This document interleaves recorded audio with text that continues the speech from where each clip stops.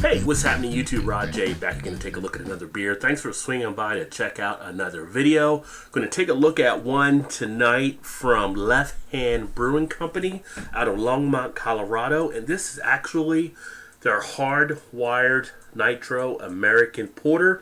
It is a coffee porter, as you can see there on the label as well.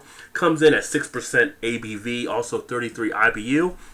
What I do like about some of the Left Hand bottles, on the back, they give you a lot of the key information listed so you can take a look at it. I'm trying to get the camera to zoom in for you for a little bit, but it tells you to enjoy this one at 40 to 45 degrees. It also shows a glass that you can actually use for this one, which in this case is actually looking at one of the English pint glasses. And sorry if that didn't come in as clear as I was expecting it to. They also make mention of this one being super smooth with chocolate malt, coffee, and toffee notes. Brewed on the banks of the mighty St. Vrain. Ingredients: Rocky Mountain water, malted barley, hops, coffee, and yeast. So in this one, it looks like they're actually using coffee as well, which I am always a fan of that. Another good thing they do in their bottles, you can see it right there, is a QR code. So you can put your phone right onto that, and it'll take you right to their website and provide other information to you on the beer as well. And want to pour the perfect pint, Nitro pint? Scan this. So it's probably got something where you scan it and it shows you how they pour the pint. So it tells you here also to pour hard. So this goes right down the middle, and then it should give you everything from that Nitro kicking in and give you a nice head and some cascade effect. Let's go ahead and crack this baby open and see how it does. So there we go, pouring it hard. Get it all into the glass. Oh wow, check that out. So there you go, and that's one of the things with the Nitro that you'll see. You get that nice cascading effect as it starts to settle down. I'm hoping you're picking that up okay on the camera. But I can see everything cascading down from the head as it starts to settle in. Kind of gives you that same look you would get if you did a Guinness pour correctly at a pub. Put that down, let that settle in for a second here. But the head is foaming up very nicely to a nice tan head.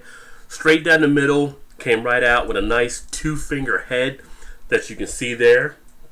And it looks like it should size up nicely. We'll see how it laces the glass as I drink it down. But now it starts to settle in a little bit more, and you can see the beer just darken. And it's going to get to that level where it's going to be like that almost jet black color. It's not clearly all the way. Pretty much when I get it to the light, I get a little bit of what looks like a little bit of those brown around the bottom, that heavy dark brown where it's not completely jet black, but it's pretty close. As far as the aroma, big notes of cocoa coming out of here. I do get that coffee being in the background. It's not as strong as what I was expecting it to be though. Now maybe because it's starting to warm up a little bit, I am starting to pick it up a little bit more, so I'm going to let this sit here for a little bit and see if it starts to get a little warmer, get into that 40 to 45 degree area where it starts to bring out more of the flavor as mentioned on the bottle. Well, it's definitely picking up aroma as it sat there for a little bit. The notes are definitely getting stronger. So yeah, this is one you do not want to enjoy really ice cold. I'm getting a nice creaminess out of it. I'm starting to pick up more of that toffee notes with the coffee. A nice distinctive smell with the malts up front being more malt forward. Not really anything on the hops, which is what you would expect on a porter anyway. But a nice, very decent smelling porter. As far as the taste,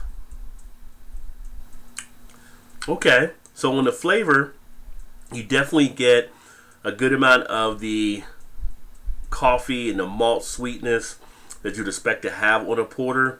Not overly sweet or anything along those lines, but it's just that malt flavor you get up front. Very smooth on the back end of it. Not really any bitterness. Goes down very easy. The duration of the flavor right now it seems about average. The creaminess though of the texture is almost like a milkshake type feel, which is pretty nice. It's a little more thin than I would actually like.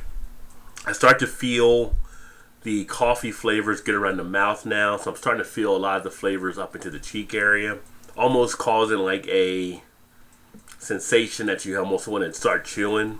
And I will say now on the flavor, the more I drink it now, let it warm up some, it is lasting more than what it was earlier. So let it warm up a little bit before you start drinking it, and I think you'll enjoy it a little bit more. Another one that's a great cigar beer to have, that you can kick back and enjoy that nicely. And with that cigar smoke mixing with this, you'll probably have a nice little combination to pair it up there. But overall, a pretty decent beer. Again, this is the Left Hand Hardwire Nitro. If you've had it before, let me know. Put some comments in the comments section.